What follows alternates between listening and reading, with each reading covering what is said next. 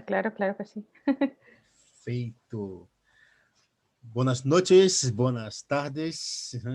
Estamos aqui com mais um Esperando a Godot e hoje tenho aqui a presença da diretora e dramaturga Cláudia Tobó. Tobó. Tobo. Cláudia Tobo. Atriz, diretora e dramaturga. Cláudia ha vivido aqui em Espanha há 20 anos ou mais, ha passado por aluna, ex-aluna da Real Escola de Arte Superior de Arte Dramático de Madrid, ha participado de inúmeros projetos, como Centro Dramático Nacional e o intercâmbio com o Teatro Meyerhold de Moscou, o projeto a Beca de Criação ETC, por La Quarta Parede, também aqui de Madrid, com o maestro José Santos Sinisterra. Atualmente está em México. Sí, en Ciudad de México, sí. Tem uma coisa muito interessante que me gostaria de falar com a Cláudia sobre teatro colaborativo e também sobre memória histórica, porque a Cláudia tem um trabalho, ha desenvolvido um trabalho em Colômbia com as vítimas da guerra, mas a Cláudia também tem um projeto muito interessante em México sobre Morelia, 1937, que é sobre a memória histórica, os exilados, não? Da Sí. Guerra Civil Espanhola se foram à América. Cláudia, muitíssimas graças por tua participação aqui em Esperando a Godot. No, muchas gracias a vosotros por la invitación. Hostia, hay temas muy interesantes aquí para abordarnos. Sí, Eu eso parece. começaria com uma curiosidade. Dime. Né?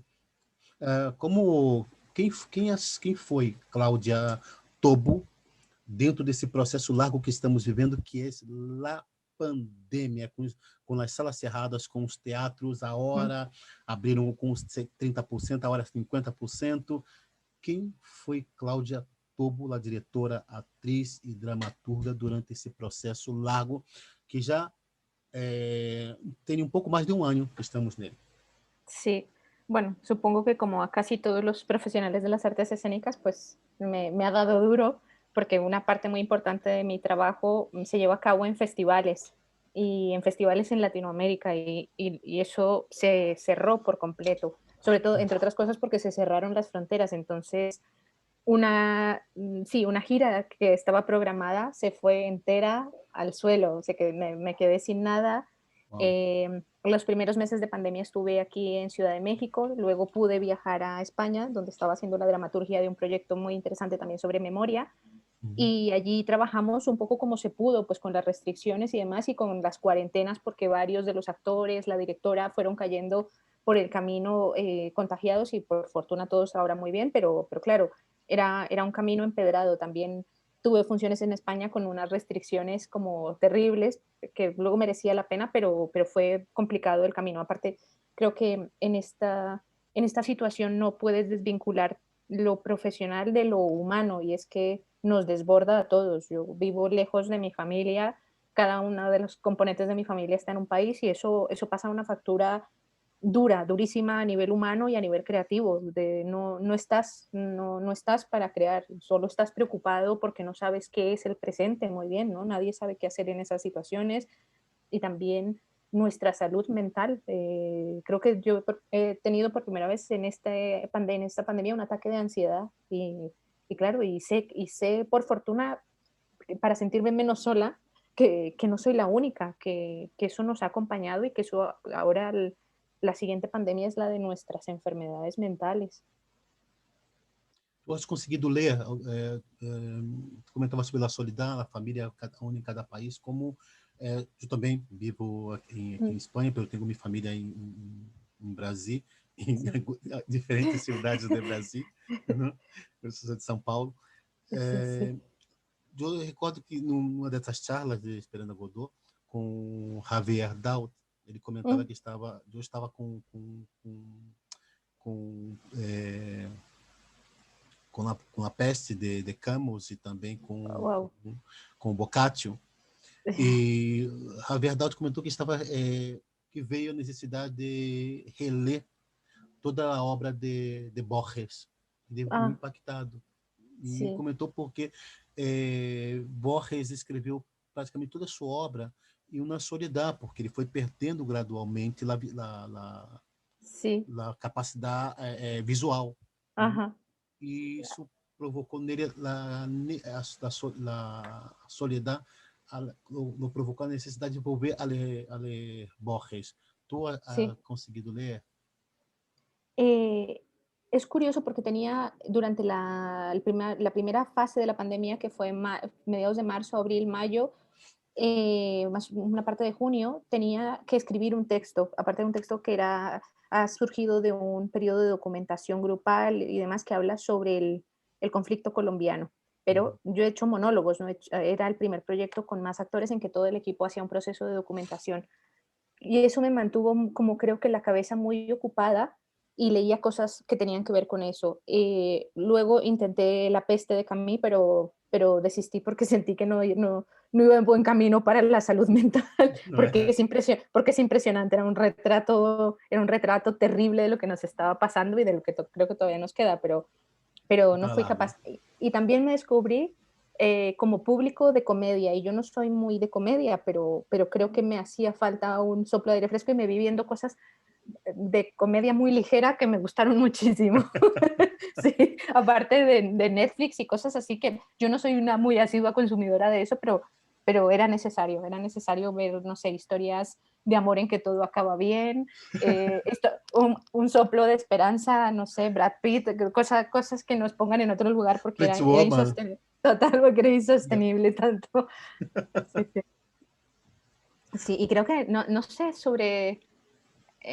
creo que me leí algún libro que era Antropología del Mexicano, que me la habían regalado cuando llegué a vivir aquí a Ciudad de México, Mm. y ese me gustó mucho, que hablaba mucho de como cuestiones que tienen que ver como con comportamientos o actitudes que a veces los extranjeros no entendemos de las personas en México y que tienen que ver como con su historia, y eso me gustó mucho. Isso é muito interessante. Tu tem um perfil de como criadora de teatro, como mulher de teatro. Me gusta muito essa palavra, homem, mulher de teatro. Me gusta muito porque creio que é uma vocação, não? E Sí, o debate chama teatrista, não? sí. Que esse perfil que tu trabalha como atriz, como diretora, como dramaturga, investiga, Productora, carga produtora, cajas, você cuelga focos. gestora, que é uma figura que vem, eu creio que a generação que marca esta figura é a generação de Alejandro Tantanian, a Así es. generação de Veronese, Javier Daut, bueno, Maurício Cartum um pouco antes, é maestro Ujú, desta sí, generação, que este perfil está allegado aqui à Espanha de maneira muito recente, que a partir da crise de 2008, no, sí. 2007, que não Bueno, havia muito esse perfil yo desse. creo que ha vuelto, ¿eh? Más que haya aparecido, ha vuelto, Hum, porque yo creo que eh, yo pienso en mis maestros de la hum, escuela, en Laila Ripoll, hum, en Mariano Llorente, que son egresados de la RESAD, pero ellos hum. vivieron otra época que fue como los años Nos 80, anos 80, La sim. España La así, movida la madrileña. movida madrileña, Sim. y tengo la sensación por las cosas que ellos nos contaban cuando estábamos en la escuela, que ellos sí ellos vivieron en los inicios de su compañía, de Zampanó, de Uhum, Micomicón, hay que otra compañía, Morboria, todas estas compañías uhum, sí que surgen de esta especie como de obrero del teatro que lo escriben, lo elaboran, lo distribuyen y lo hacen todo. Luego vino como una especie de bonanza económica y uhum, como de burocratización de la creación a través de uhum, ayudas, eso es maravilloso por una parte, pero uhum, que por otra parte las ayudas económicas más la formación específica de escuelas como la RESAD hizo que el que es actor solo es actor, el que es escenógrafo solo es escenógrafo y no hace otra cosa, que no es ni bueno ni malo, es una circunstancia histórica. Pero creo que ahora, dado que las ayudas son cada vez menos, somos muchos los que hacemos esto, al final volvemos a esa especie como de artesanía de hacerlo un poco uhum, todo nosotros, que uhum. estaría bonito que lo hagamos como un lugar de experiencia, pero no como un lugar de extrema necesidad, que ese es el problema cuando haces la distribución, la producción, cuelgas los focos, llevas el bocata de casa porque es que si no, no vives y eso es lo que Exatamente. es tremendo, es bonito como experiencia y es enriquecedor, pero lo ideal sería que no fuera así. A precarização. Hablando um pouco, seguindo sobre o teu perfil, minha curiosidade é algum momento determinante, um fator determinante que provoca tu encontro com o teatro, que provoca essa decisão de ser teatro, ou foi tudo muito natural? Yo empecé a hacer teatro a los 14 años, Hostia. porque a los 13 me llevaron del colegio a ver Ñaque de Piojos y Actores de Sanchís Sinisterra al Teatro de la Candelaria. Y cuando lo vi dije, yo quiero hacer eso, yo quiero hacer así, esto Hostia, cómo se hace. Diego Fernando Montoya, Sí, não sei, hostia, sí, tivemos charlando há pouco. sí, y por eso creo que me dedico a esto, aparte de otras cosas que también contribuyeron, pero creo que por eso, aparte cuando tuve de maestro a Sanchís Sinisterra cuando supe que iba a ser él en la beca que tuve en la cuarta pared y se lo dije, para mí creo que es como uno de los momentos más emocionantes de mi vida. Que maravilha, Sí, aparte para él se quedó así como, yo sí, yo me dedico a esto porque vi Ñaque.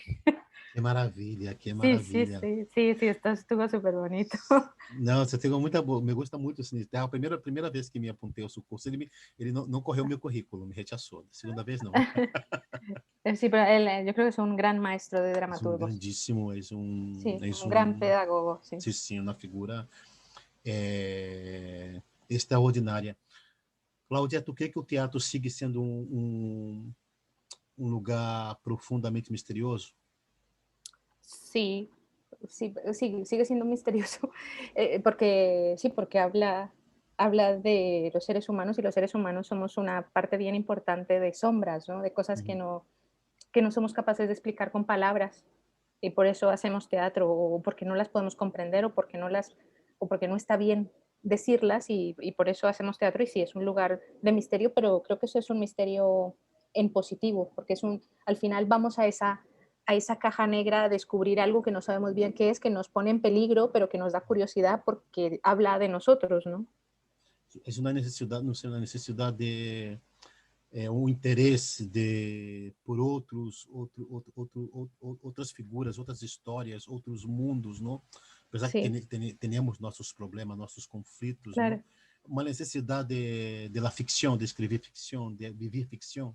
Sí, y también creo que cuando pensamos en los que somos ahora con esta realidad global, también tiene que ver con, vamos al teatro para sentirnos menos solos, porque vemos que alguien en otro lugar muy lejano Uhum. sufre y llora y ríe por las mismas cosas, y eso es aterrador y conmovedor y eso es maravilloso del teatro. Aqui eu comento sobre esse tema, não? Sobre a necessidade de outras histórias. Tu ha estado trabalhando em Colômbia Sí, com teatro, não sei, eu lembro de memória histórica, porque memoria histórica, sí. tenho falado com o Ricardo Dubat, que é escrito na trilogia sobre as Malvinas, Ujú. e como se meter em um mundo onde tu trabalha com vítimas, não, Sí, con de víctimas guerra, não, y de sí. conflitos. Sí, con víctimas y con victimarios también, Uhum. porque un poco dentro de los acuerdos de paz está como parte de la reparación colectiva, la reparación simbólica. Y Uhum. esa reparación simbólica pasa por una reconstrucción de la memoria como comunidad y eso se hace a través del teatro. En este caso, en el que yo participo, ahí, Uhum. se hace a través de muchas formas más dentro de las artes, pero también dentro del teatro. Y creo que en ese caso el teatro es una herramienta poderosa para recordar, para sanar y para repensar la historia y un poco reescribirla, porque creo que una guerra tan larga como la guerra colombiana, que son 50 años, hay algo que queda como una lección profunda y es que es terrible dejar que otros, muy pocos, escriban la historia. Y ese es un arma muy poderosa que tiene el teatro, el hecho de que una comunidad a través de una medio ficción, medio documentación, cree una historia de su barrio, de su pueblo, de su pequeña comunidad, la acuñe, la represente y luego quede un testigo de eso, es muy valioso, sobre todo cuando se ha tocado tanto la noción de comunidad y la noción de colectividad, porque uno de los grandes estragos de la guerra en Colombia es eso, romper la noción de comunidad, el hecho de que la gente no se reúna porque tiene miedo, que no se comparta porque tiene miedo. Entonces, Por eso ahí el teatro es una herramienta para reconstruir esa parte tan como sagrada de nuestras culturas. Pienso en Colombia, en la cultura afrodescendiente, que sufrió muchísimo los estragos de la guerra porque hay muchas tradiciones del pueblo afro que tienen que ver con la muerte y que fueron prohibidas durante los años más duros del conflicto. Y luego en esta recuperación llega el teatro como una forma de encuentro casi. Casi que la clase de teatro empieza cuando convives y quedas con otros para tomarte un café y un pan y después juegas y haces teatro, pero es una herramienta de construcción social. O conflito tu acha pode ser um traçado um pouco assim do conflito é, da guerrilha não em Colômbia, Sí, como se foi quando empeçado e como se foi derivando. sí, el conflicto colombiano tiene más o menos 50 años, surge más o menos como a mediados de los 60, podríamos decir, con la aparición de las guerrillas de izquierda que Uhum. defendían, porque Colombia creo que eso lo compartimos un poco con Brasil, la Golpe militar, sí, y la mala distribución de la tierra, sim, y é. Colombia tiene un largo conflicto con eso, la tierra le pertenece a muy pocos y Uhum. los demás son los trabajadores explotados de esa tierra. Uhum. De esos ideales de izquierda surgen las guerrillas y después, claro, frente a la guerrilla está el ejército y luego empiezan a aparecer otros grupos armados porque nosotros tenemos la, la peste de las drogas, porque nuestra guerra dura tantos años porque se financia gracias al cultivo de la hoja de coca. Y claro, Uhum. eso es un negocio muy poderoso que hace que estos ejércitos, cada uno se arme cada vez más y sea una Uhum. máquina de matar. Y claro, Uhum. también con la criminalización del cultivo de las drogas, Exato. y estos grupos también, claro, la violencia es una espiral y va más, es una bola de nieve en realidad. Uhum. Y entonces aparece el secuestro, la extorsión, la violación a los derechos humanos de modo sistemático en casi todas las regiones del país en los que la población civil está acorralada por los grupos armados. Y claro, y es una guerra terrible y sin tregua, salvo una reciente que vamos a ver cuánto dura. Uhum.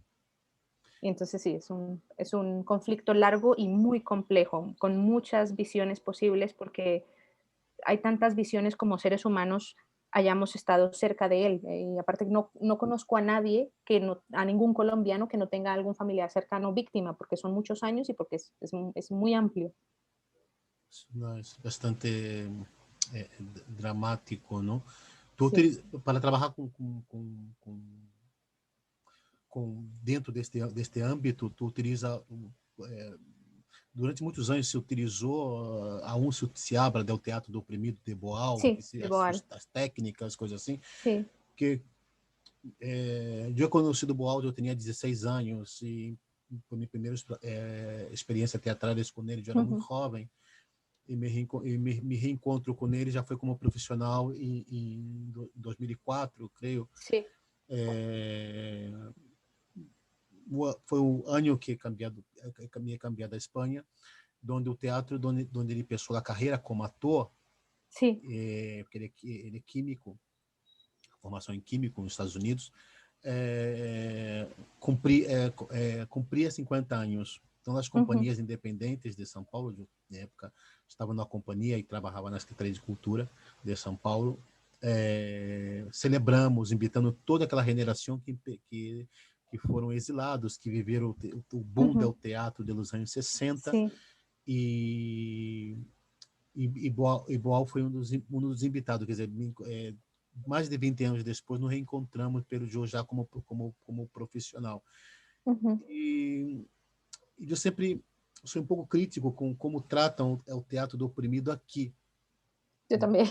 porque eu venho de um país onde o teatro do oprimido foi bueno, Paulo Freire não hoje Mm. criou trabalhando com campesinos, não com pessoas Sí. analfabetas, a teologia de la La liberação liberación. que eu creio que é uma grande, para mim é uma pena que é grande desconhecida aqui. Aqui Sí. temos muitos teólogos espanhóis trabalhando na linha de frente dentro da Ujú. Amazônia ou em pueblos brasileiros, não, onde há Sí. pobreza, onde há analfabetismo. Então, eu Sí. sou um pouco crítico como se utiliza o teatro do oprimido, que são Estoy muy de pessoas que estão, acuerdo.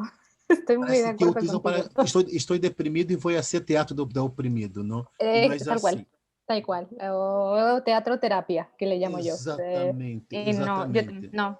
Aparte creo que creo que ahí hay una, no sé si es una confusión o, bueno, algo con lo que yo de partida no estoy muy de acuerdo, y cuando veo lo que ocurre con el teatro del oprimido en las campañas de, de recuperación de memoria histórica, por ejemplo, en proyectos artísticos en los que he participado, creo que los ejercicios de Augusto Boal son maravillosos porque tienen esta cuestión lúdica y empoderadora. Sí. Creo que depende en las manos de quién pueden ser una herramienta revictimizadora Ujú, y peligrosa, paternalista, ujú, y que puede tener una pobreza artística y humana que no tiene límites. Y eso me aterra, por eso huyo de los ejercicios de Boal, y no porque no me gusten, me parecen maravillosos para el trabajo teatral, pero cuando se está en un lugar que por el que ha pasado el conflicto colombiano y se trabaja, dices Boal y parece que como a todos les entra el chip terapia y es no,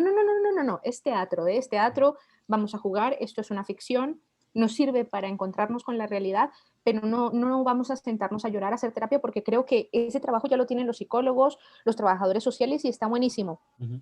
También creo que como erróneamente, de alguna manera, los psicólogos, psiquiatras, trabajadores sociales, líderes grupales han utilizado sus ejercicios en sus comunidades con buenísimas intenciones y terribles resultados. Porque não Y conhecem, não vem sí, do teatro, não? sí, y yo prefiero mi formación inicial de Hum, cuando estaba muy joven, estudié pedagogía infantil. Entonces, pensándolo desde el punto de vista pedagógico, creo en el potente efecto Pigmalión cuando trabajas con un grupo. uhum, Y si yo le doy un taller a personas que apenas leen y escriben en la frontera de Colombia con Venezuela o en Madrid a un grupo de profesionales, siempre los trataré como los potenciales dramaturgos, directores y creadores que son, porque uhum, no es otra cosa lo que yo puedo darles.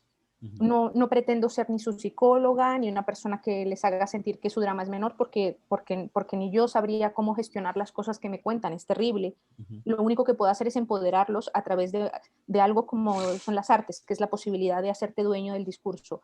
Pero sí, Boal me pasa eso, que lo leo y lo admiro profundamente. Hace unos años en un festival en Santiago conocí a su hermana, también una señora maravillosa que no me acuerdo su nombre, que es como la que guarda todo su legado y organiza encuentros y demás, y me parece muy bueno, pero creo que le hemos dado la vuelta, es como Stanislavski, cada uno lo agarró, hizo lo que quiso, se hizo una Sim, sopa y se la vendió a los demás, sim, y luego lo vuelves a leer y dices, pero es que esto no se parece a lo que luego me dicen que es. sim. Eu estava pensando porque agora mesmo com todo esse tema esse êxodo que estamos vivendo, não, com refugiados, não, seria uma arma muito interessante, uma ferramenta para trabalhar Sí, com essa população, pero depende quem como maneja sí, esta informação. Por claro. outro lado, tu conectando tua experiência em Colômbia com o tema da guerrilha, conecto com tua experiência com a Guerra Civil Espanhola.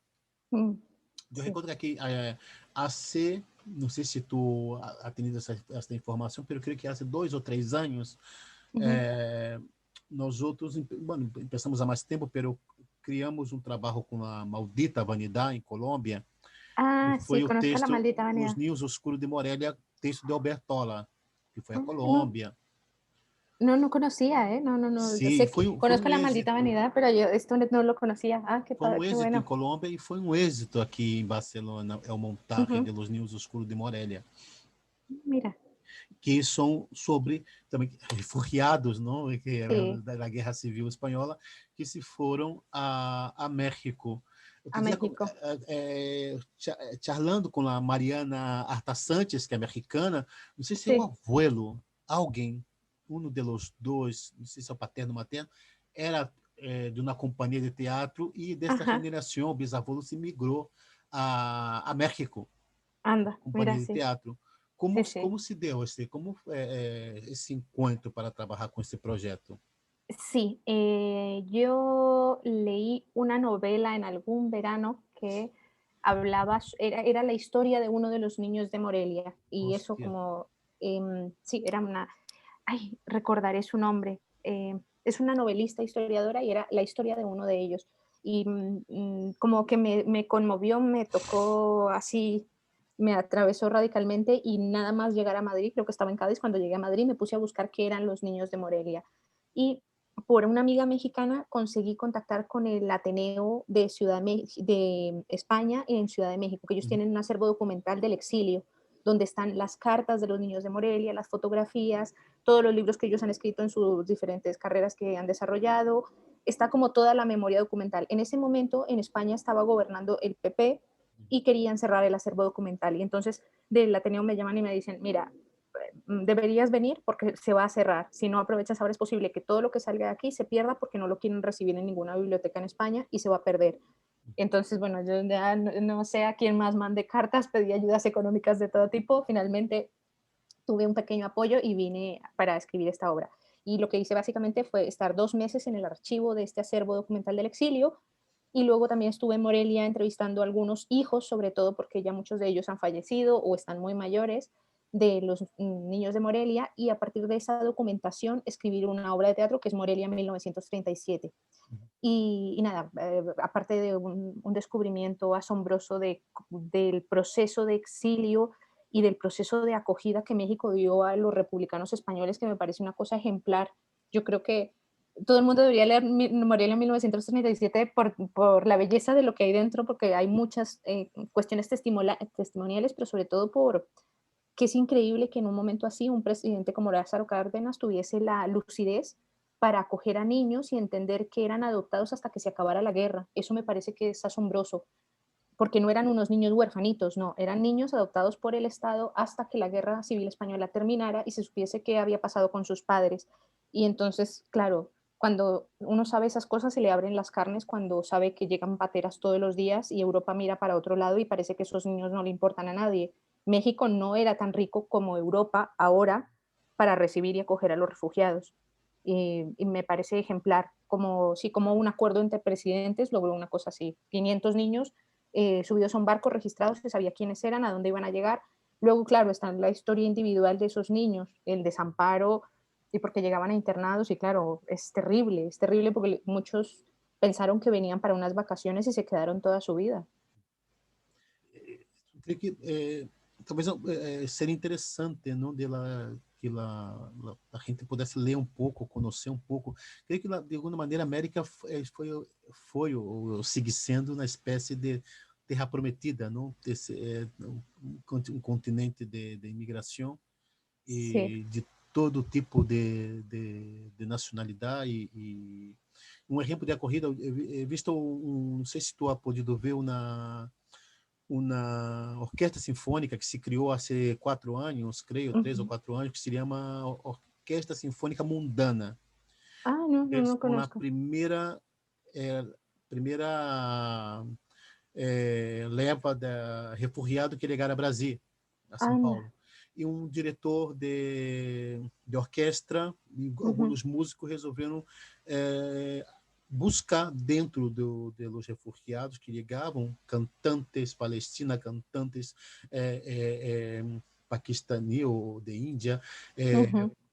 de vários países refugiados, havia músicos, haviam cantantes, haviam bailarins, e foram dentro de uma orquestra sinfônica, não, com modelo tradicional, foram adaptando instrumentos como laúd, Ah, mira, instrumento de bueno. percussão, e se criou uma grande orquestra que se chama Mundana, te passarei o link documental, Ah, estão viajando vários países em 4 anos. E também já temos a primeira geração de hijos de refugiados com sí. brasileiros ou com colombianos ou com Ah, mira. mexicanos, com latinos. Muito pouco, 4 ou 5 anos, já temos uma primeira geração Sí, não? Talvez isso abra um pouco deste continente, não?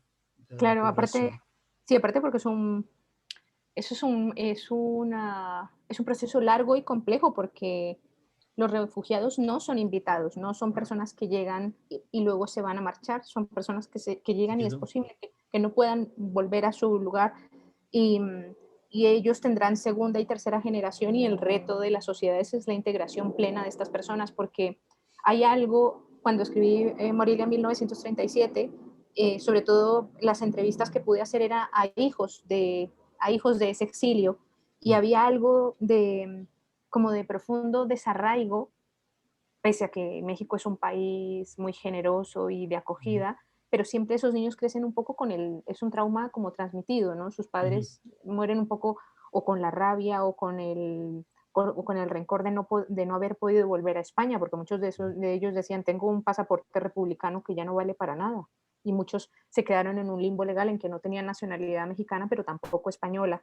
Y sus uhum. hijos, aunque son plenamente mexicanos, muchos han heredado eso está ahí, sí, esa especie como de no pertenencia. Y pienso en otros países y yo qué sé, ahora Alemania tiene una gran crisis de refugiados que ha acogido a muchísimos y el problema de esa segunda generación es el sentido de pertenencia, porque todos estos chicos que se radicalizan son ya europeos, de padres Sim. musulmanes no radicales, pero está claro que el reto de las sociedades es ese. Pero não é um discurso, talvez aqui talvez seria um pouco aprender com a América, com a América Latina um pouco, de que o discurso de integração tem que servir para os dois lados, não? Mm, É óbvio que as instituições se abrem, escolas, hospitais, possibilidade, pero também é interessante que a sociedade abracem, não? total, sí, Não diga a corrida, sim, sí,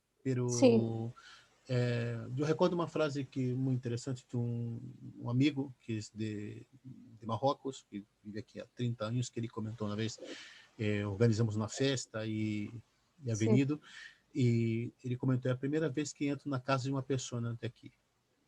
sí, Nunca pensei, como? What? sí, claro, Não? sí. ¿Cómo vamos a hablar de integración si pasan esas cosas? Y Exatamente. sí, aparte, yo muchos años de los que viví en Madrid viví en Lavapiés y Uhum, recuerdo que alguna vez la corsetería hizo un proyecto muy interesante que era recoger los testimonios del señor pakistaní de la tienda, uhum, de la señora de Marruecos que tiene su tienda de ropa, porque so- eh, es una, una integración no plena porque los tenemos de vecinos, nos tenemos de vecinos y no sabemos nada. Yo viví en Lavapiés un montón de años y conocía 4 vecinos, pero no sabía nada de sus vidas ni ellos de la mía. claro. Y no, no tienes que saberla, Uhum, pero cuando la sabes, de alguna manera dejamos la etiqueta del paqui, de la colombiana, porque solo el otro es un ser humano con un viaje que lo llena de valor, pero hay algo como que no se promueve o no interesa. Y también hay algo, creo, como de caridad cristiana en pensar desde el peor de los puntos de vista de entender que cuando otra persona llega a tu país tiene que adaptarse y no nos tenemos que adaptar todos porque no es un acto de caridad, es un acto de humanidad. uhum, Y igual que ahora que decías lo de la fiesta, alguna vez en Malta estuve en un proyecto con refugiados y uno de los chicos que ya hablaba inglés y daba talleres decía es que es como una fiesta la integración de los refugiados. Cuando tú traes a alguien a una fiesta a tu casa y haces de comer, no sé, paella, no dices, oye, tú tienes que comer paella porque es mi casa y es mi fiesta y si no te gusta te vas. No, uhum, haces un acuerdo y si no le gusta, pues igual sacas claro. otra cosa o él dice, vale, pues como hay paella yo voy a llevar otra cosa. Uhum. Pero claro, tenemos una especie de rigidez de ser dueños de la razón occidental Dono y da de la casa, noción, não? Aqui, claro, y la noción del bien, de si entras en mi casa pero sin pañuelo porque aquí ya somos más evolucionados y no usamos pañuelo. Pues la primera cosa para hacer que el otro sea libre es respetar desde dónde sale eso, pero no siempre está y eso es tremendamente complejo. tu comentou sobre o tema esse tema de utilizar o panho, não sei como niqab, não sei como se chama, Sí, que também pode ser utilizado em contra também, porque na política, algumas vezes, alguns partidos de esquerda, somos tão de esquerda é, que, que a deputada ou a regidora que sai como terceira do grupo porta leva um niqab. Não? Eu sí, penso que também pode dar uma imagem negativa também. Pode utilizar para o lado sí. negativo também. De tipo, somos tão. Porque eu conosco, outro dia eu vi um debate Sí, em uma tele onde duas deputadas que eram muçulmanas diziam não me dão espaço na tele porque eu não levo o niqab. ya, Então tem que mostrar que as únicas pessoas que estão integradas são as pessoas que levam sei se é niqab o nome do Sí, sí, objeto. un pañuelo, sí. Sí, creo, creo que lo que nos corresponde, no sé, Uhum. es un tema tremendamente complejo, pero Sim, sobre todo es el diálogo, porque ni tanto como que porque vienes a mi casa te tienes que quitar el pañuelo, claro. ni tampoco como algunas políticas alemanas que miran hacia otro lado y dicen, esa es tu cultura, en tu casa haz lo que quieras, porque dado que estás en mi territorio con estas leyes y que tienen que ver con la democracia y las libertades, estas personas tendrán que saber que si desean pueden quitarse el pañuelo y están en su pleno derecho. Uhum. Pero, Se decidem, pero claro, sí, sí lo deciden, pero señalar con el dedo al ausente, a la persona que se encuentra carente de derechos, quizás es la peor de las tiranías. Y eso es, que é porque sempre vê o aqui está o tema da ignorância, não? Que vê o de fora, que pobrecito, que necessita mm, integrar-se, que em seu país não tem recursos, e, sí. não? Y aparte, la cosa de señalar por dedo, pues eso es parte de nuestra humanidad, ¿no? Hay algo de los niños de Morelia que a mí me resultaba muy curioso cuando lo supe, y es que las mexicanas criticaban mucho Hum. a las madres de los niños de Morelia. Decían, pero ¿qué madre desalmada manda a su niño en un barco para un país que no conoce? Y ese discurso me hace eco porque he escuchado muchas veces en España pero esas señoras, ¿cómo se suben embarazadas a las pateras y cómo se traen a esos niños que irresponsables a cruzar el mar sin no saben ni nadar? Claro, Pobre, o claro, sí, sí, desespero, pelo menos que se salve mis hijos, não? claro, pero no, la pregunta no es esa, la pregunta es qué cosa te ha pasado para que tengas que tomar esa decisión. Que é Pero, duríssima. claro, terrible, Tu terrible. comentava sobre isso, é curioso porque tenho duas experiências. Padre de um dramaturgo de Argentina, que os padres não, os abuelos, que em Argentina tu podia quedar em um país e tu decidisse ter solo cidadania argentina. Ajá, Então perdia, por exemplo, seu abuelo era italiano e é decidido sí, porque a situação que chegava era tão extrema que essas pessoas não queriam saber da Itália. no, Tem um outro amigo também que o seu padre era de um pueblo, Niguelas, em Andalucia, ujú, morreu com 90 e poucos anos e chegou allá com 4 ou 5 anos. sí, Essas pessoas estavam em situação tão precária que eles buscavam olvidar-se da Espanha. Tanto que não sí. passaram o idioma aos filhos. Não Mm, passaram o idioma aos filhos e aos netos. sí, Olvidaram, claro, no, cortaram por completo. claro, eran tan atroces los recuerdos que era mejor borrarlos. Eso eh, en este proyecto de Morelia estuvo muy interesante porque era increíble como niños que llegaron casi con la misma edad, de 4, 5, 6 años, también cada uno lo vivió desde su individualidad, ¿no? Hay algunos de ellos que conservan su acento español y murieron con su acento español y sintiéndose profundamente españoles, pese a que les dolía mucho, a que volvieron después de muchísimas décadas y ya no eran de allí, pero tampoco nunca fueron del todo de aquí. Algunos de ellos hablaban totalmente con acento mexicano y no querían saber nada de España. Alguna persona a la que quise entrevistar me negó que era niño de Morelia cuando yo tenía el registro que había Yeah. sido y me lo negó y no me quiso dar ninguna entrevista. También tan respetable y tan complicado eso. Claro, o recordo Sí. deve ser muito traumático. No, Eu outro dia escutei uma frase numa película que dizia tipo volver a sus mortos, a los cemitérios, não? sí. Y para muchos de ellos encontrarse con sus padres 30 o 40 años después, Hostia. cuando ya, sí, hay algo que yo lo puse casi, que está literal de una de las entrevistas, vuelve a uno a su patria y ya no es de uno ni la madre que lo parió, porque decía que le guardaba el recuerdo de lo que la quería, pero ya después de 30 años no, ya no era su mamá. Y sí, eso hace parte de lo terrible de los exilios, ¿no? Eles romper completamente com. Sí. Isso é muito dramático, é muito dramático. Trabalhar com esta temática dentro do teatro, não sei se pode chamar de cruces Ujú. de disciplina, de alguma maneira isto influi em cambio na estrutura de esse teatro, na estrutura dramática. Yo creo que sí. Inevitablemente la condiciona, pero a mí me gusta defender que finalmente lo que hacemos es teatro y lo que se pone Ujú, encima del escenario es un juego dramático y tiene que, como teatralidad, funcionar en términos dramáticos, ujú. porque puede ser un proceso documental muy interesante, muy profundo y muy concienzudo y muy crítico, y luego el resultado teatral no serlo. Y a mí eso creo que es de las cosas que me preocupa en la creación del teatro documental. Creo que sobre todo es teatro y que puede permitirse licencias para la teatralidad, aun cuando no le sea fiel a los datos. Eu te perguntava sobre um processo do teatro documental. De alguma maneira, eu creio que existe.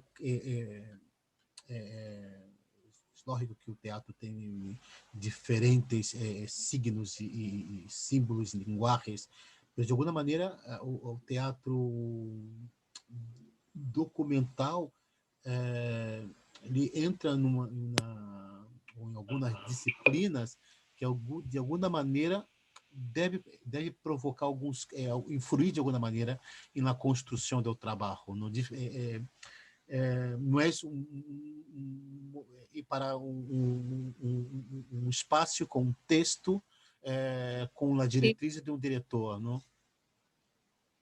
sí, yo creo que sí, estoy contigo en que es inevitable que condicione. Aparte, se convierte como en una responsabilidad, ¿no? A Uhum, veces yo creo que es una responsabilidad un poco peligrosa, porque uhum, sobre todo creo que es peligrosa para los actores. Ahora estoy en un proceso justo en el que los actores han participado del proceso documental y es maravilloso porque saben muchísimo de los personajes que van a representar, que son ficcionales, pero están inspirados en testimonios. Y uhum, creo que para ellos tienen como una doble batalla. Por una parte tienen mucha información del personaje que van a representar y por otra tienen como la batalla de intentar jugar a no saber nada, a ser más inocentes que toda esa información para no ser un poco como un documentalista encima del escenario y uhum. de verdad entregarse el juego dramático. Y creo que esa dificultad está ahí. O, comentava sobre o teatro processo colaborativo, porque é um processo Sí. que bueno, em evidência que em o teatro há muitíssimo risco, não? Porque buscamos cada vez mais estamos num lugar onde todos buscam na segurança, buscam não morrer muito dentro dos trabalhos, pero tu trabalhar com atores que estão colaborando, que têm ideias, que intervêm, não é um processo fácil de administrar. Oh, no, es un proceso complejo y difícil porque nos gusta tener la razón y entonces eso hace parte de nuestra naturaleza y de nuestros egos artísticos, Exato. pero también creo que es un lugar complejo lleno de riqueza, eh, porque también es tener en cuenta todo el equipo como una parte vital de la creación y quizá un poco romper esa especie de verticalidad a la que estamos acostumbrados en el teatro, porque Ah, sí, no es fácil. Yo pienso ahora en el proceso en el que estoy. Yo he escrito un texto que parte de un proceso de documentación y de laboratorio con los actores. Finalmente, el texto que yo he escrito va a estar lleno de renuncias que para mí no van a ser fáciles si lo hablo desde mí como dramaturga, pero dado que es de todos, algunas cosas van a modificarse y van a cambiar y van a mutar durante los ensayos. Y eso no es fácil. Yo engañaría a cualquiera porque yo le tengo mucho cariño a mi texto y me gustaría que lo hicieran al pie de la letra, pero no estamos jugando a eso, estamos claro, jugando a otra cosa y entonces tendré que renunciar y morderme la lengua y pasarlo muy mal y ceder. Es un ejercicio de ceder de todos los lugares, desde la escenografía, la dirección, pero bueno, el mundo estamos predicando con los hechos, ¿no? Si decimos que vamos a construir un teatro de comunidad, pues la comunidad pasa por los acuerdos y por la dificultad. exatamente, exatamente. A influência do teatro colaborativo, há alguns autores, alguma companhia que tem influenciado Evidentemente, al ser colombiana, la Candelaria para mí fue na así Candelária? Sim. sí, sí, para mí, vamos, un referente. Aparte, yo crecí yendo a ver sus obras y sus creaciones y me encanta porque cuando yo me siento culpable porque no, como que no fluye en los grupos en los que estoy, ellos tienen un espectáculo maravilloso que se llama Título Personal, La Candelaria, y es como, es un, es una especie como de catarsis de un montaje en el que cada uno hace lo que le da la gana y todos los demás lo critican. Nossa. Y es buenísimo. Entonces, como, claro, de la dificultad que es ponerse de acuerdo en cuanto lleves 20 años trabajando con el mismo grupo de personas. Y claro, pero sí, para mí ellos son referentes. Y creo, ahora voy conociendo cosas del teatro mexicano también que son muy interesantes, Sim. como Colectivo Alebrije, eh, ahora Durango, no me acuerdo cómo se llama, pero sí aquí hay varios colectivos de creación y de teatro colaborativo y también muy implicados con la comunidad en la que están y a mí eso me parece muy admirable. Eu entrei um tema que estamos falando sobre o empoderamento de las dramaturgas, de las autoras, de las criadoras, diretoras de cine, e ocupar esse lugar, porque Sí, são muitas dramaturgas, são muitas diretoras, bom, atrizes há muitíssimas, né? sí. Muitíssimas, Y muitíssimas. actrices que se dan también ahora a la dirección y a la escritura, también muchísimas, que eso está siendo Sim, é um fenômeno que muitas atrizes estão buenísimo. soltando, incluso na dramaturgia. Total, y eso está buenísimo. E agora o Festival de Cine Feminino em Chile, na conferência, algumas diretoras eram muito críticas,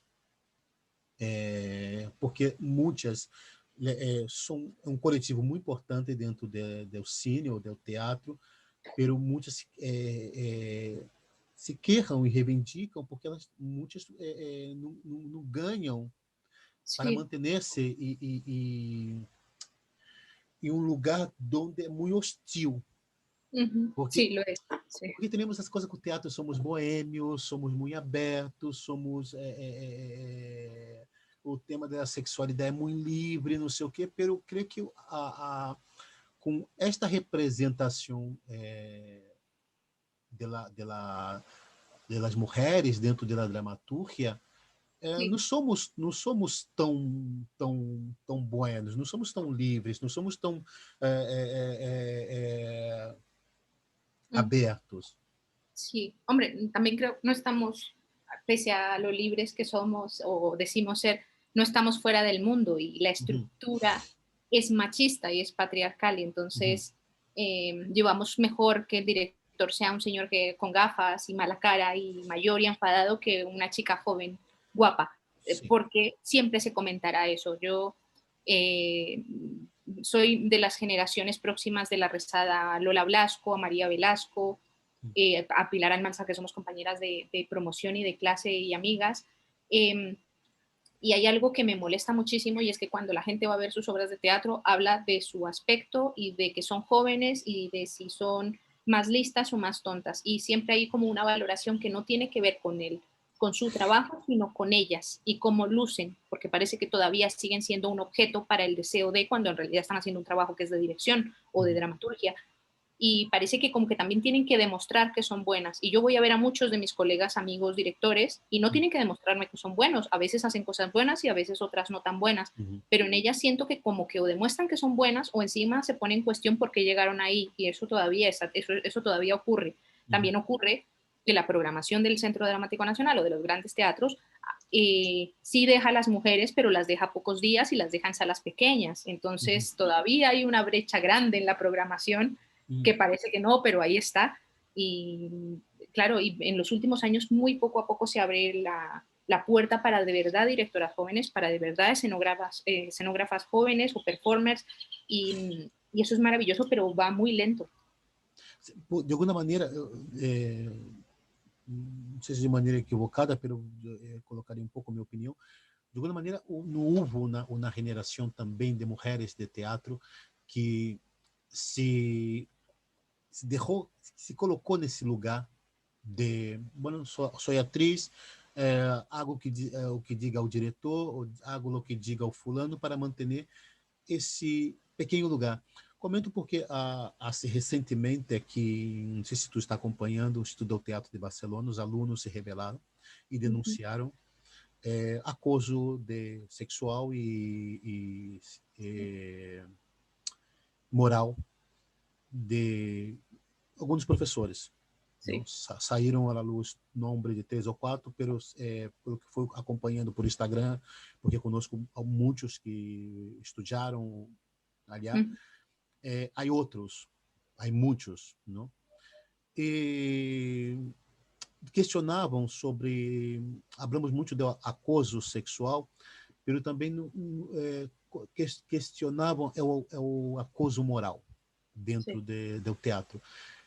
E eu me perguntava e perguntava a alguns companheiros, porque também eu, em algumas charlas, tento entender que alguns companheiros podem morrer-se um pouco também, porque nós outros, creio que para nós outros, eu tenho 50 anos, para minha geração, eu he tenido professores que gritavam com os alunos, com as alunas, mas não gritavam, destruíam, destroçavam esse aluno. Esse aluno tinha que ir ao lavabo, llorar, limpar a cara, volver e fazer o trabalho bem hecho, porque senão era outra bronca, não? Sí, E tu aprende com esse tipo de diretor. E eu conosco tenho amigos, sí, sí, sí, que reproduzem porque aprenderam, porque creem que essa é a maneira de dirigir, não? sí, E creio que minha geração está se questionando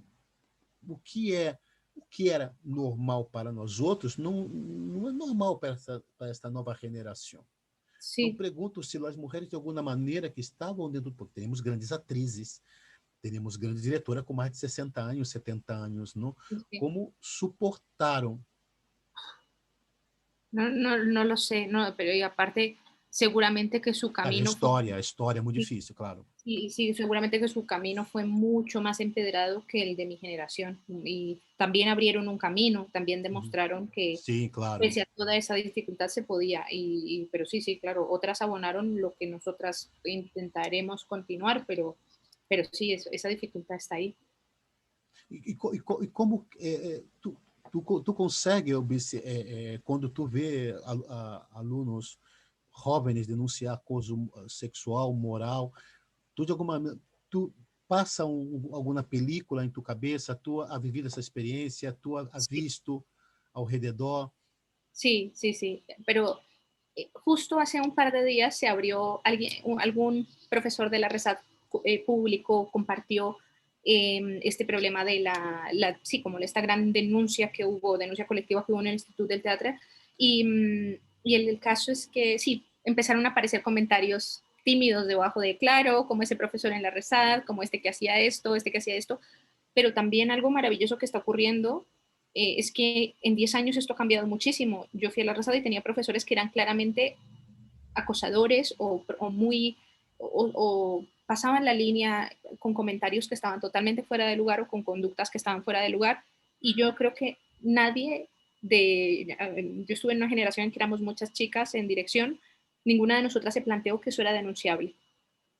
Porque, Porque no, porque era normal, estava normalizado. y estaba mal porque lo hablábamos y nos molestaba, pero ninguna de nosotras decía, oye, vamos a poner una queja, esto no puede ser. Y son mis compañeras muy combativas y muy libres, pero no nos planteábamos que era algo que teníamos que hacer para cambiar la realidad. Y eso es muy fuerte, que para bien, cómo ha cambiado de, si ahora yo fuera una alumna de la RESAT, seguramente ese señor, que ya por fortuna no está, sería denunciable esa conducta, serían denunciables sus comentarios, sus miradas, sus opciones fuera de lugar y eso está buenísimo. Ahora, yo sé que en la Resada hay grupos de jóvenes alumnas que tienen plataforma feminista, eso yo no terminé hace tanto tiempo en la Resada y no existía, y entonces claro, hay muchas cosas que están cambiando. A mim, uma das coisas que penso é como, por exemplo, não, as salas, por exemplo, hablamos de paridade. Sí, Aí venimos na história, seguramente para as mulheres da geração da Núria Esfer, porque também essas mulheres que faziam teatro, eu recordo, por exemplo, algumas professoras em Brasília, atrizes de que 80 e 80, elas tinham carteira, uma tarjeta de prostituta. ah, claro, Então, sí, tinha que passar para a comissaria às 5 da tarde, havia uma cola de prostituta, músicos, atrizes, cantantes, não? Passavam, firmavam e iam trabalhar, porque eram todos tratados como Sí, como en España la ley de Maleante. vagos y maleantes. Sí. Vagos e maleantes. Allá também havia, durou hasta os anos 70, Anda. 60 ou 70 isto. E, então, sei que é muito complicado, mas eu penso com o número de dramaturgas e muitas com prêmios. Eu sei que o tema é amplo, é complexo. As salas não deveriam já haver planteado, assim como existe a paridade na política, a paridade em concurso, a paridade em trabalho, a cartelera vê na paridade. Todavía no la hay. Ojalá, ojalá pronto, pero todavía no la hay. Creo que solo hay que tomar en las manos la programación de los grandes teatros de España y todavía no la hay. Aparentemente, pero cuando ves cuántos días están programados, cuántos textos de autoras españoles, da igual la edad, están en programación y por cuánto tiempo y con qué presupuesto, me parece que todavía queda bastante por hacer. Não dá uma sensação que um pouco que funciona o teatro como funciona a indústria do cine, por exemplo, da publicidade, por exemplo, estão denunciando há anos e cada vez mais forte sobre a objetização do corpo feminino. Sí. Tu vê na película, explora o corpo feminino. Tu vê na publicidade. Tu acaba de ver uma diputada ou uma ministra de um discurso, entra publicidad y justo aparece un cuerpo femenino desnudo. Sí, sí, ¿no? sí, eso está ahí. Aparte, hace parte de nuestra sociedad de consumo, consume cuerpos y cuerpos. O teatro passa exatamente lo mismo, porque tenemos un discurso, pero no existe una paridad.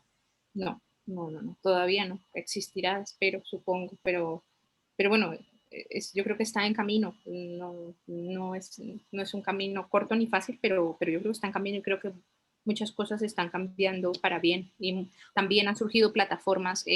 Pensaba hace un rato en Clásicas y Modernas, que surgió hace un par de años para en España defender la paridad en las programaciones y un poco las mismas condiciones de trabajo. Y claro, esos son grandes avances.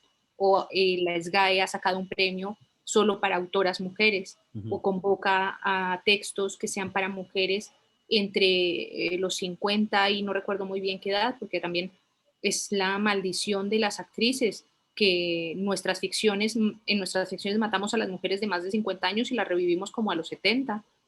Porque o teatro eu creio que com a crise de 2007, o teatro ha provocado isto, de aproveitar que diretores, companhias ou dramaturgos já não conseguiam atrair tanto público e apostar por a criação jovem, e que chamamos independente aqui em Catalunha. Pero esses jovens vão envelhecendo, já se passaram mais de 10 anos, esse fenômeno. Yo recuerdo cuando terminé la Resat decían la joven directora y la joven directora tenía 50, que es joven, por supuesto, claro. pero ya está, es una persona consolidada, que ahora la estés viendo y tiene 50 es otra cosa.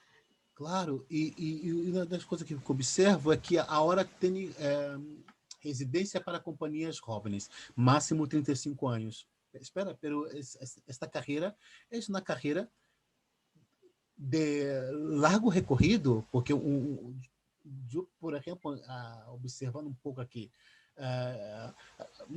das companhias das companhias de teatro que apareceram em 2007, 2008, quedan 2 ou 3.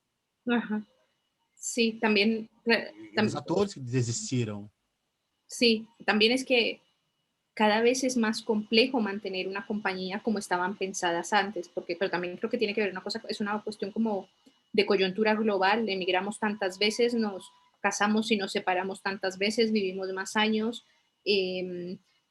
Claro, eso hace que en realidad más que compañía terminas haciendo como colectivos de trabajo con los que te vas encontrando o reencontrando a lo largo del tiempo.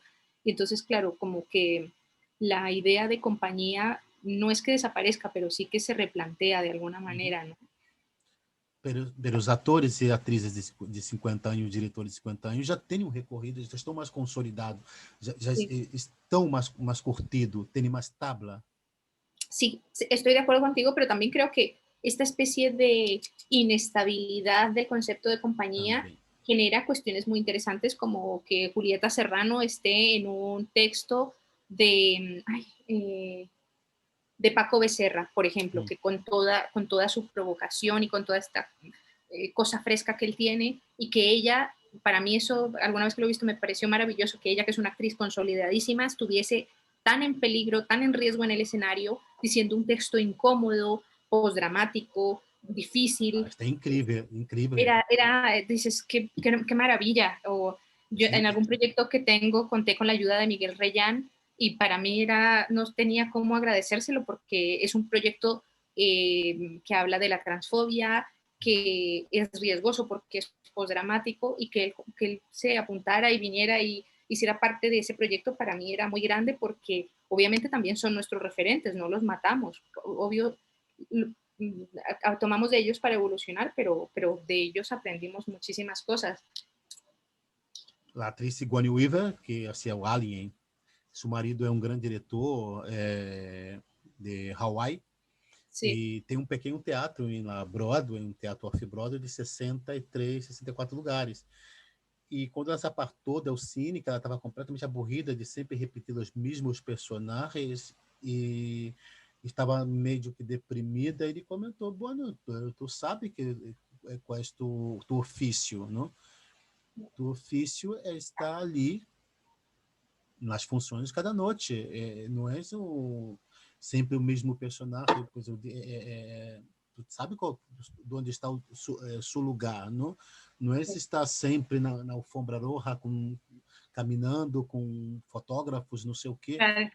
E ela decidiu volver a ser teatro, seus espetáculos no teatro de 64 lugares. Correu o metro em Nova York e descobriu, carai, é isso que me hace feliz. E hace Sí. um giro muito importante em sua carreira. Uh-huh. Pues Sí, sí.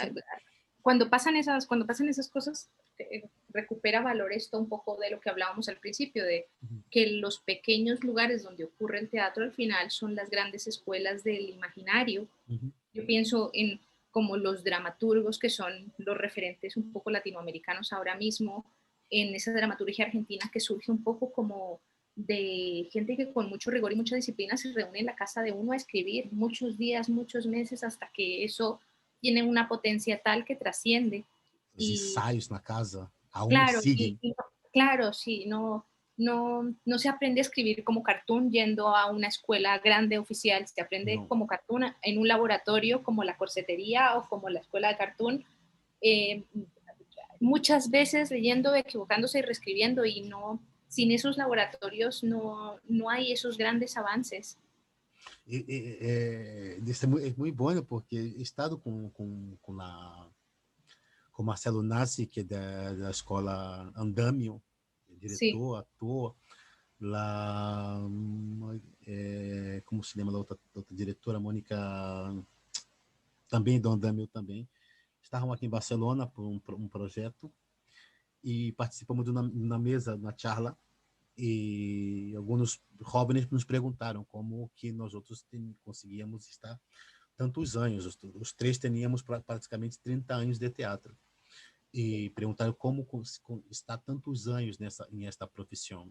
E Marcelo Nassi contestou: bueno, se tu estás disposto a passar 30 anos levando a guitarra na espalda, correndo mesa em casa, ou comprando mesa, fazendo a produção, limpando o teatro, trabalhar sem dinheiro, se tem subvenção, montamos, se não tem subvenção, montamos também. Se mantém se for esperar que conseguiu uma subvenção para montar um espetáculo, pode tardar 15 anos, 10 anos. Ah, no, sí. Esperar a que yo tenía una maestra en la clase que decía, cuando te encarguen una obra, y todos nos veíamos como, ay, mujer, esta generación ya no nos encargan nada. Escribimos a ver qué pasa, pero encargar, a veces te encargan cosas. La mayoría del tiempo te las encargas tú a ti mismo y a ver qué. Estou falando sobre essa diretora. A Yasmina Reza, em uma charla, uma entrevista ao diário O País, creio que há 9 ou 10 anos, ela comentou que em seu teatro, em sua dramaturgia, não havia crueldade. Sobre esse tema esse debate sempre que há sobre a dramaturgia feminina, ou se é igual masculina ou não. Pela diretora de cine, Carla Camurati, em uma entrevista na televisão chamada TV Cultura, sustém que a mulher pode escrever a crueldade maior ou igual ao homem. Não há diferença. Não há diferença porque ela dizia, é tentar dizer que me dramaturgia, me cine não tenha, porque sou... Não, é tentar me colocar e não aceito ser colocada. Eu tenho capacidade igual ou melhor que um homem de ser cine e de ser dramaturgia. Claro, y que sea cruel y soez y desagradable. También creo que nosotras también estamos en esa ruptura, ¿no?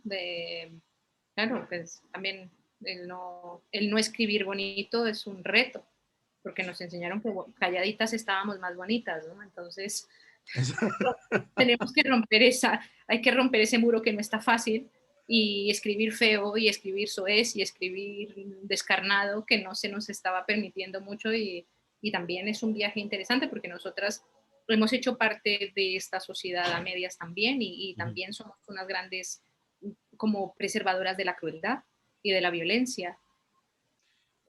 Quando uma criadora, uma dramaturga passa por espaços como o Centro Nacional,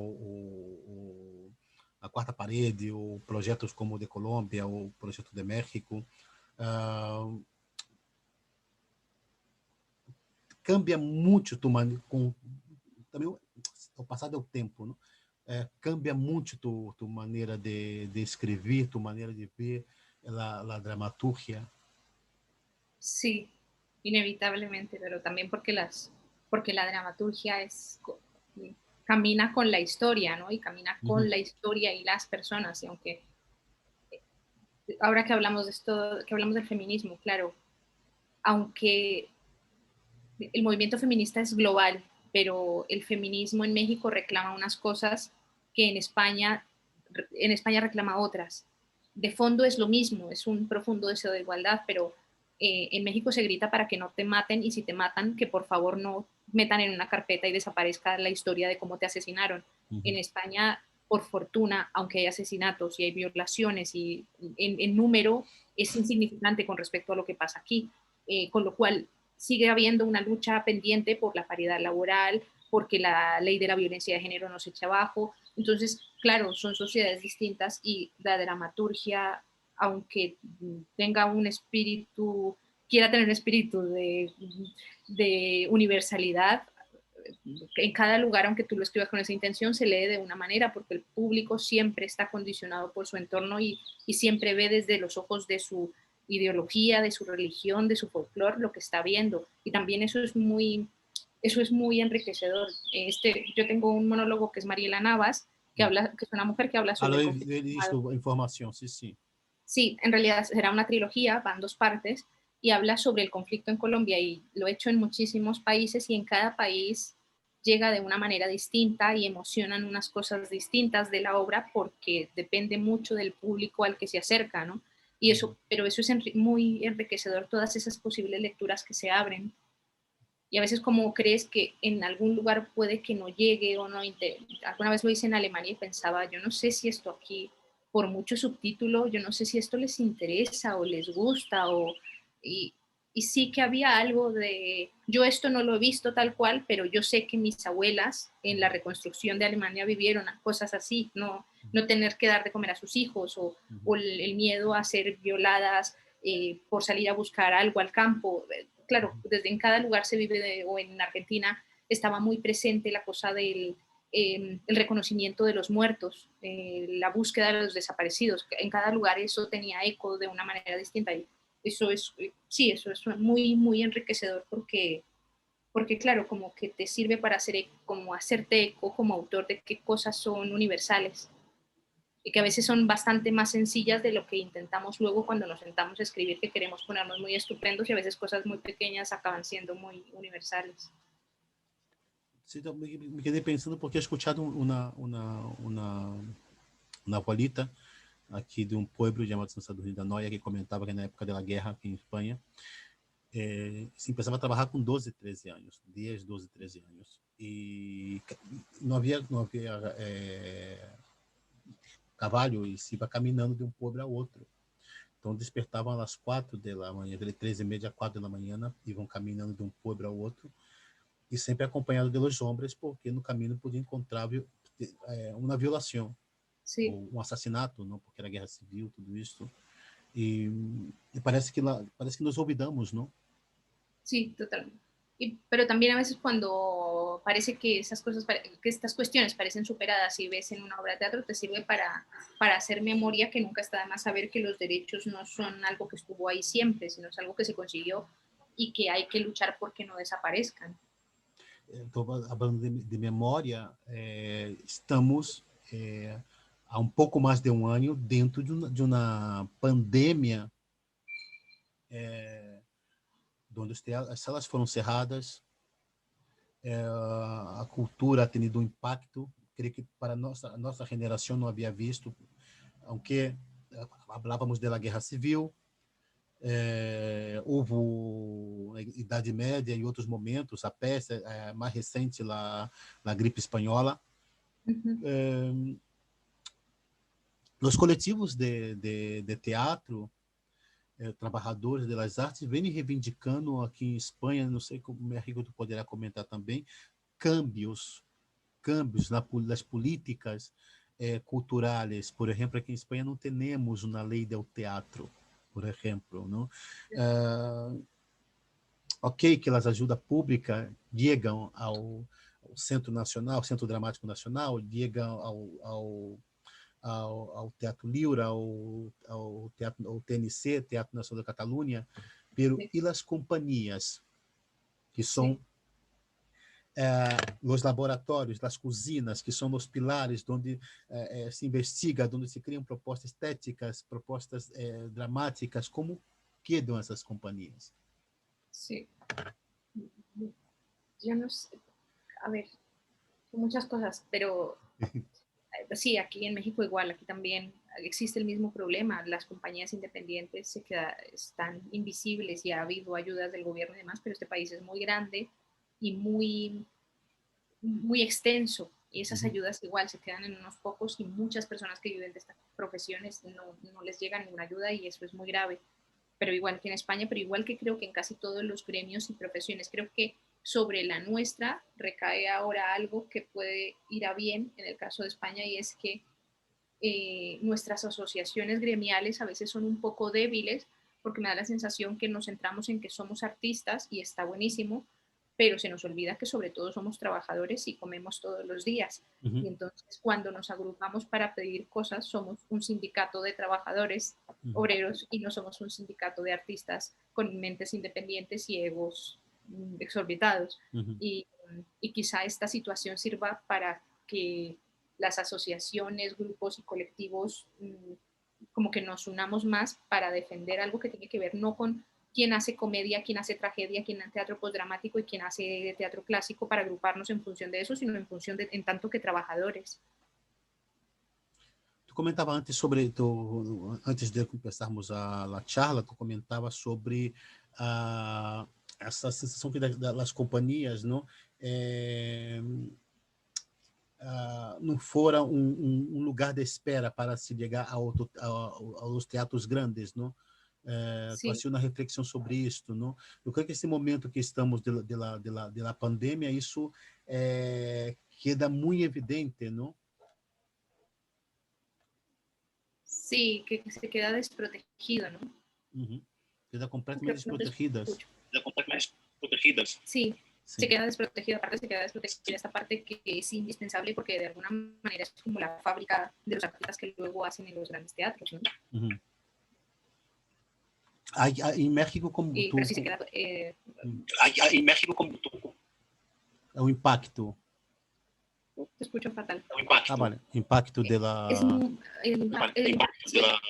El impacto es igual multiplicado por muchos millones de habitantes y porque aquí también la movida teatral y creativa es grandísima y muy diversa, desde compañías que están consolidadas, pero claro, aquí la desprotección del Estado es aún más grande.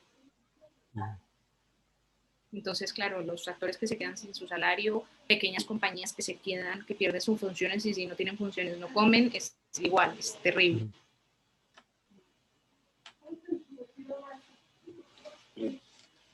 Tu está acompanhando esse movimento que hemos tenido com plena Tú pandemia. estás acompanhando esse movimento Está ressonando. que hemos tenido com plena pandemia, que foi Você está pone ressonando. Sí, te escucho con un o poco de eco. delay, Sim, pero no sé põe por qué. o casco. Ahora sim. Ahora funcionará sem casco. Ahora sim. Sí, a ver si Sim, sim. ahora a ver si. Sim, sim, muito bem. Para, Tu está acompanhando esse fenômeno do streaming? pero yo a ti te escucho. Escucha? Ah, sí, sí, ahora sí te escucho. Sí. Sí, creo que por streaming no he tenido funcional. Algún video se ha proyectado en algún festival, pero una función por streaming de momento no he hecho. Y tengo que reconocer que he visto pocas, Visto porque poucas. sí, Mira, no, me cuesta mucho. eu finalizarei nossa charla com uma pergunta talvez um pouco absurda, pero se tu agora se encontrasse com um extraterrestre, o que ele explicaria sobre o ano da pandemia, sobre esse ano de 2020 e 2021? Wow. No sé. Claro, le diríamos que los humanos somos, no, tenemos cabeza y alma y espíritu y un montón de cosas y se supone que tendríamos que utilizarlo y llevamos muchos siglos sin utilizarlo y viene algo y nos obliga a todos a encerrarnos y nos volvemos bastante locos, nos vuelven a abrir la puerta y estamos en el examen de ver si aprendimos algo o vamos a seguir así por otros varios siglos más y que llevamos una cosa para cubrirnos y salvarnos la vida. Muito bem. Cláudia, muitíssimas graças por tua participação aqui em nossa charla. Vale, muchas gracias a vosotros. Sim, me gusta, sempre que tu necessita difundir tu trabalho, estiver por aqui por Espanha, entre em contato comigo ou com a nossa companhia, com Argonautas, para nos difundir, Muchas para gracias. se ver na Catalunha para ser alguma charla também. Nós outros temos aqui um encontro Sí. anual de criadores aqui em Barcelona, que coordeno. Eu gostaria Pues muitíssimo. mira, invitadme, así puede ser, para que vaya. Mira, estamos pensando, estamos um pouco lío com o ajuntamento sobre esse ano haríamos de maneira online, na parte online, na parte seria outra parte seria presencial, pero estamos aí vendo com parte técnica. Bueno. É o encontro. Eu já te avisarei para ver se tu pode fazer alguma participação, alguma charla assim direto. Ay, qué maravilla, buenísimo, buenísimo. Muchas Muchísimas gracias, gracias muchas por tu gracias a participación. vosotros.